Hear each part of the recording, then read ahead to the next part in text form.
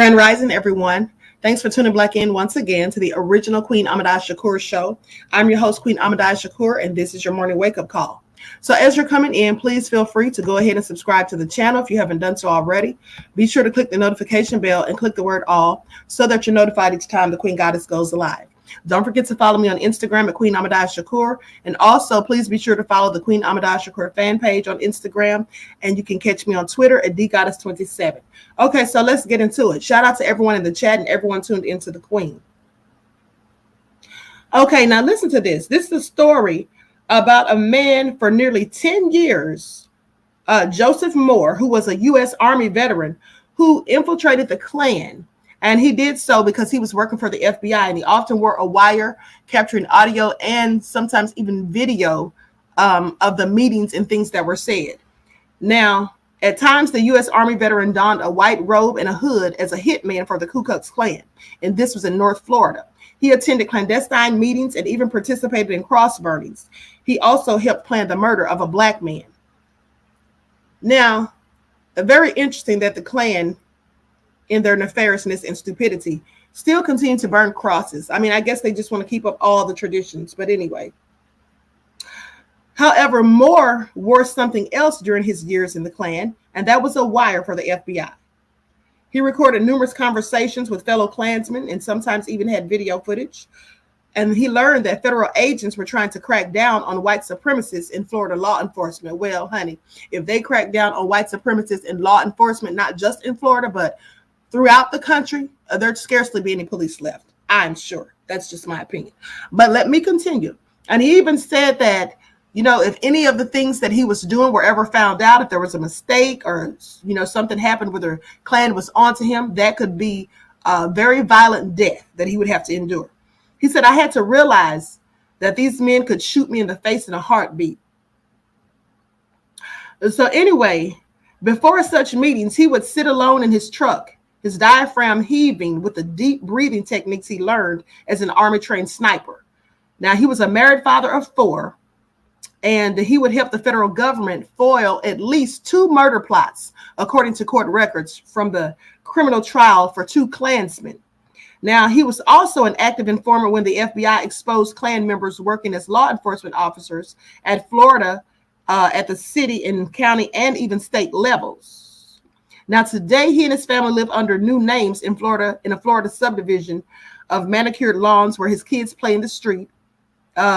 Geese wander slowly by between man-made lakes. Apart from testifying in court, the 50-year-old has never discussed his undercover work in the Klan, with the Klan, or in the Klan publicly.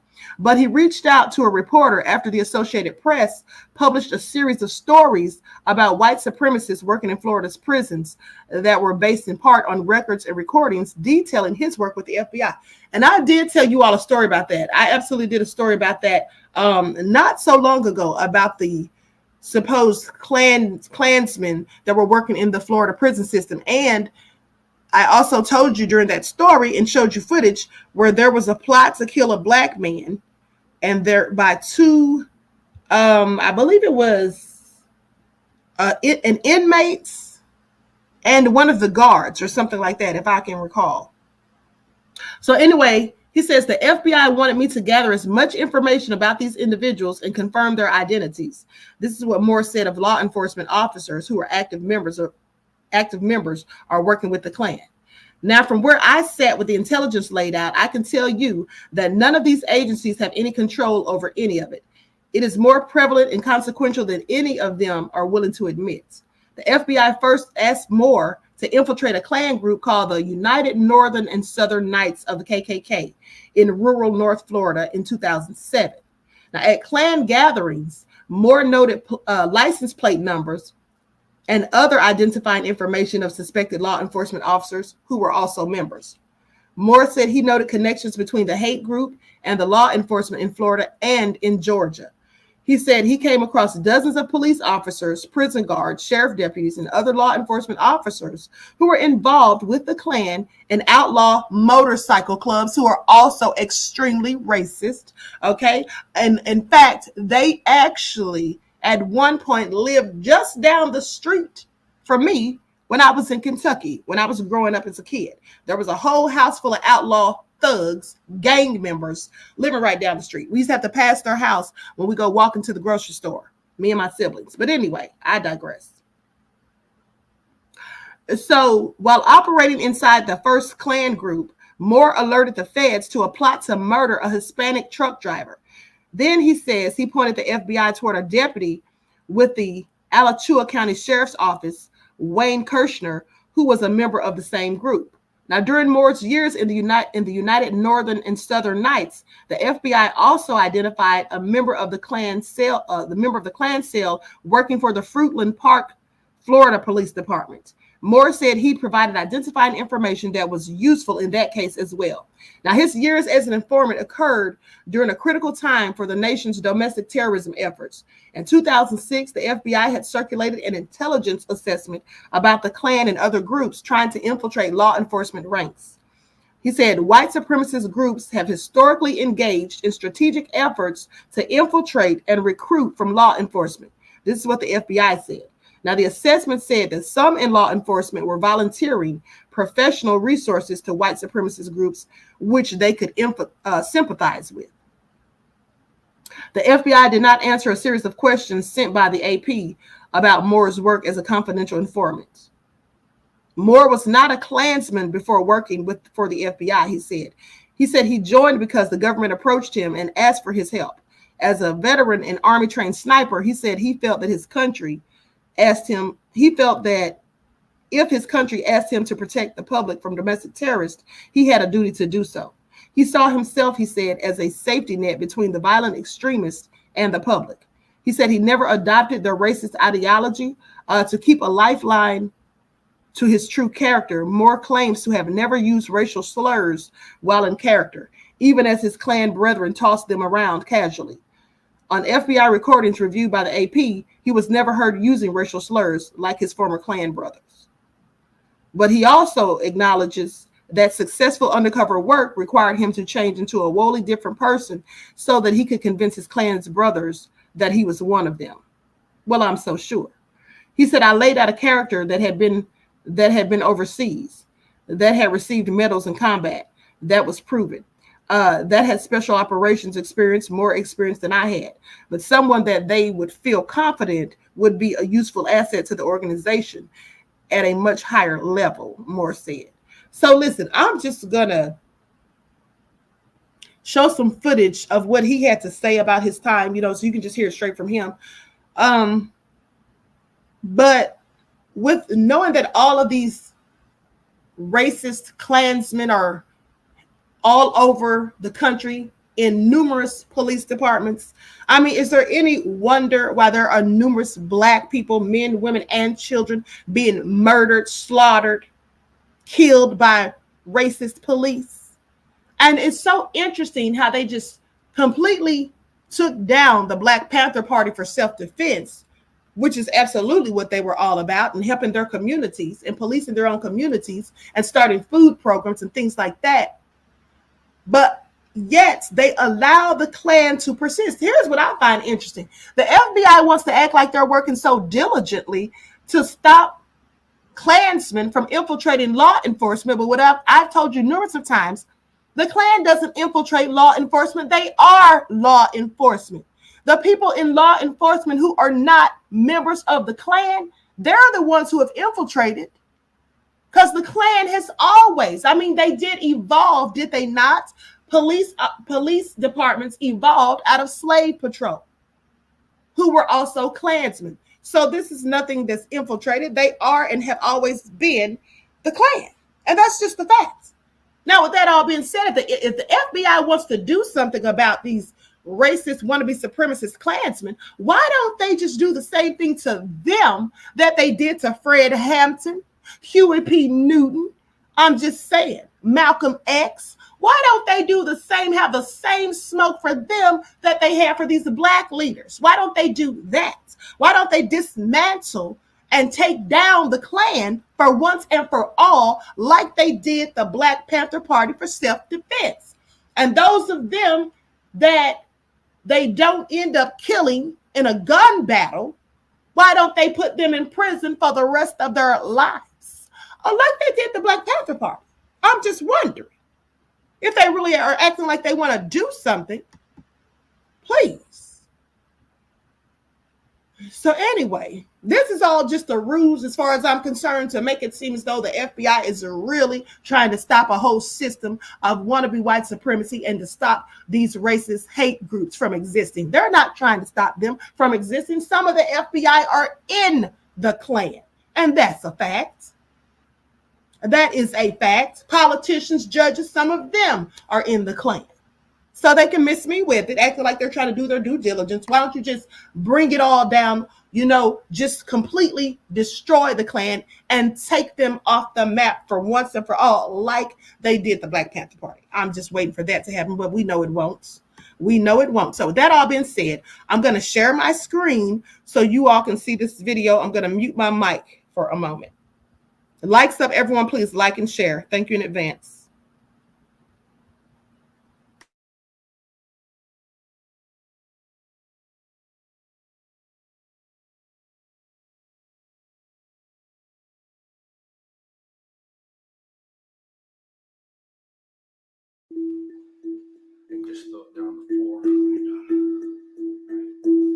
My former name is Joseph Moore.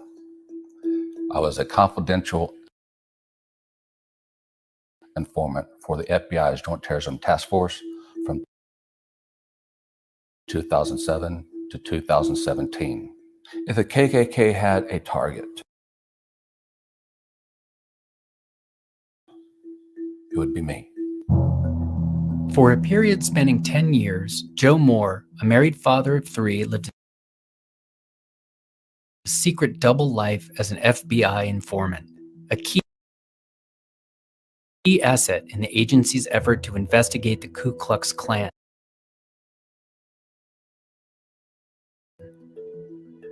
Moore helped the federal government foil at least 2 murder plots in Florida, according to federal agents who testified in court.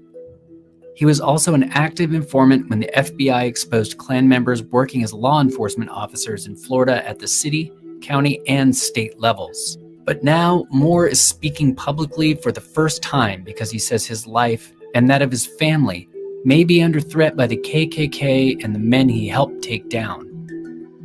Well, the main reason is to get this information out to the general public before something does happen to me. We live in a constant state of danger.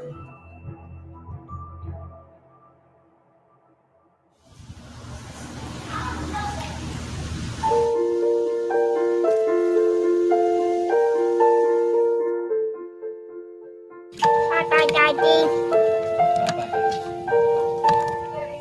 Bye-bye, son. You have a good day. So the identity I have to present in public is the average everyday Joe. But you have to have 2 buckets with you all the time. One bucket is for the family. The other bucket is for safety and security. And you carry those buckets with you everywhere you go.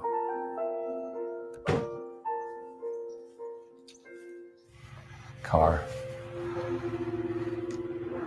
I think that's there. No, it's here. That's Mike. Okay. They just moved in. I'm getting used to them. Mike has been here a little while. Hey, Mike. This previous job just followed me around. Like a stone, man. No, just.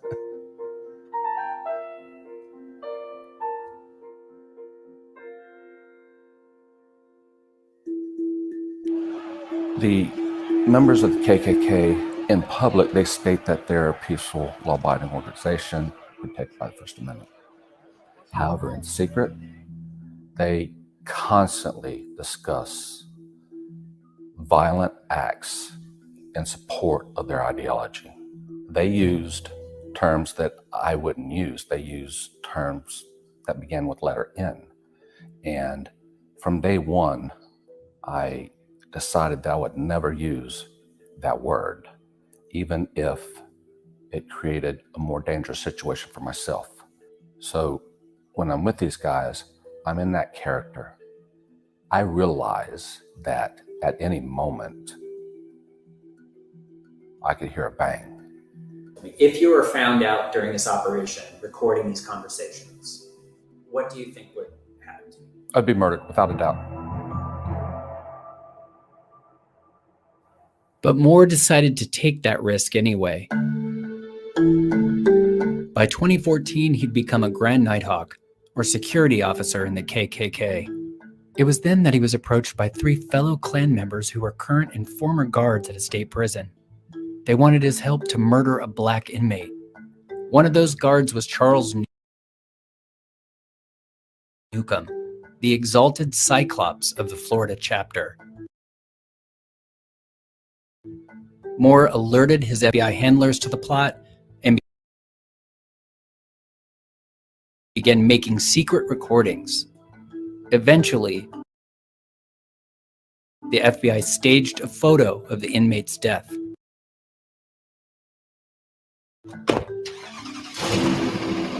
Some people choose to continue to contribute to the problem. Some people choose to be part of the solution. Moore met up with Newcomb at a gas station to show him the staged photo. So I remember actually sitting here waiting for Newcomb to pull up. And I was thinking to myself, concentrate on your breathing, keep yourself under control, focus on what you have to do. Don't overthink it.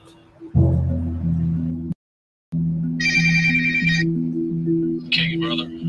I do get some of the feelings hearing this video, watching this video, seeing the tree. This tree is that tree. Moore made this secret recording of Newcomb's reaction to the fake murder photo. Now, I want to make sure that y'all are happy with this and that this is what y'all wanted. Okay? Oh, yeah. Okay. I was asked by the FBI to begin moving towards uncovering more specific law enforcement agencies. However, the public interest and the public safety issue came up with the murder plot, and that took a priority. So I know that I was on track to uncover more activity in law enforcement, but the immediate threat to the public with the murder plot was a priority, and I was only one person. There was only so much I could do. Over the 10-year span of my operations, I uncovered people that were former military, current military, former law enforcement, current law enforcement, state, local, and county level. Moore says the 3 current and former prison guards implicated in the murder plot were also actively recruiting new Klan members at the prison.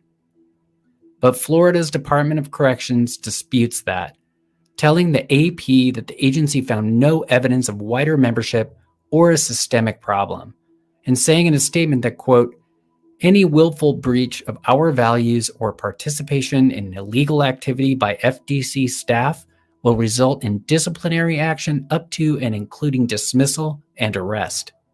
That statement by the state is not accurate based on the facts. From where I sat with the intelligence laid out,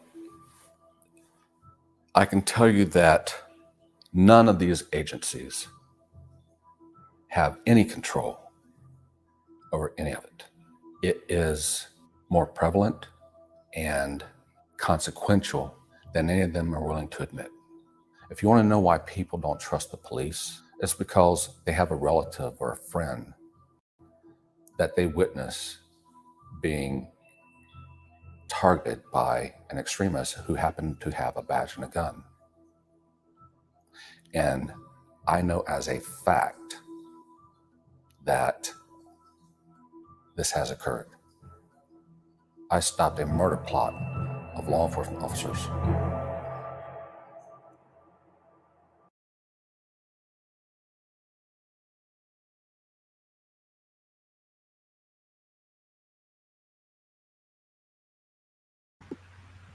Okay, so with that all being said, clearly nefarious, and like I said, This is why you have so many black people being slaughtered by police. I mean, you cannot tell me, and I didn't need an FBI investigation or any of that to know that many of the police officers in this country alone are extremely racist and hate black people, hate Hispanic people, and just want to go out here and cause all kinds of mischief, planting, drugs and weapons on people, fraudulent charges, and killing people and all sorts of things. We already know this by now. So I'm just waiting for them to dismantle the Klan. Let's see what they do about that, which will be nothing.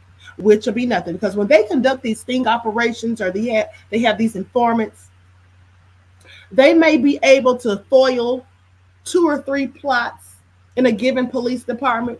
But what about all the other numerous police departments throughout the country with all of these hateful, racist devils working there? What about that? What about the judges who are part of the Klan, or the prosecutors, the mayors? I'm just saying, when does it all end? I'm glad you asked. It doesn't. It absolutely doesn't. Like I said, they can foil a couple of murder plots or whatever, and I'm not taking anything away from the man who was working as the informant, because he did his job. He did what he was asked to do, and he obviously did a good job of it. But what I'm saying is the FBI can miss me with it, trying to catch these 2 or 3 little people, that are plotting these things, when they know that there's thousands upon thousands of these people working in law enforcement and in judges' chambers, sitting on high courts, prosecuting numerous cases and things like that, politicians. Why not just cut off the head of the snake? Why not just stop the Klan altogether and all the rest of these wannabe supremacist extremist groups? But that's what they're not going to do. So anyway, with that all being said, I'm going to conclude this broadcast. Please like and share the video. Subscribe to the channel if you haven't done so already. Be sure to click that notification bell and click the word all so that you're notified each time the Queen Goddess goes live. I hope you all have a beautiful and blessed day, and I hope to see you all back in the chat later for your daily vitamins. Peace.